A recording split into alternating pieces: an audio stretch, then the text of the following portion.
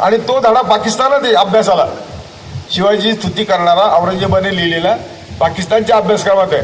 आणि आमच्या अभ्यासक्रमात काय आहे? गुजरातमध्ये दादोजी कोंडदेव शिवाजीचा आजोबा आत्ता अभ्यासक्रमात आहे. दादोजी कोंडदेव यांना नुसतं वळवळतं बहुजन समाजाला एखादा, कारण यांच्यातला एकही मोठा माणूस झालाच नाही ना. सांगा ना मला तुम्ही.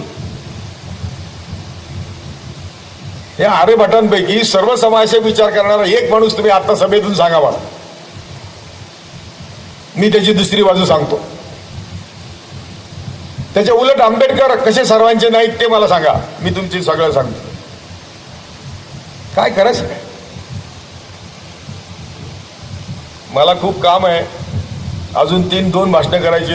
तुम्ही बघितलं, एक ठरवा संपतो एक भाषणात. पाणी पिल्याशिवाय मला बोलताच येत नाही, एवढा माझा घसायला त्रास होतोय. पण मी ठरवलंय, गाडगेबाबांनी ठरवलं होतं तेच मी ठरवलेलं आहे. हे मशीन आहे, चालेल तेव्हा चालवायचं, फेकून द्यायचं. जा बाबांनो, तुमचं नशीब तुमच्याबरोबर. आमच्या फुलेंसारखं मरताना मी पण मृत्यूपत्र लिहून ठेवील की हा समाज सगळा नपुसक आहे, याला सांगून काही उपयोग होत नाही, यांना यांच्या मरणाने मरू दे, असंच मृत्यूपत्रात लिहिणार आहे मी. दुसरं काय लिहिणार? तेव्हा मी थांबवतो आता. परंतु संविधानाची थीम ही शोषणमुक्त समाज निर्मितीची आहे. आणि संविधानाची तुम्ही अंमलबजावणी केल्यासाठी आंदोलन केलं तर ते होऊ शकतं. कारण संविधानासाठी आंदोलन करणाऱ्याला कोणाला थांबवताच येत नाही. संविधानाच्या चौकटीत राहून कलम 19 प्रमाणे भाषा स्वातंत्र्य, विचार स्वातंत्र्य, संघटन स्वातंत्र्य सगळं आमच्याकडे आहे. आणि मारून किती लोकांना मारतील.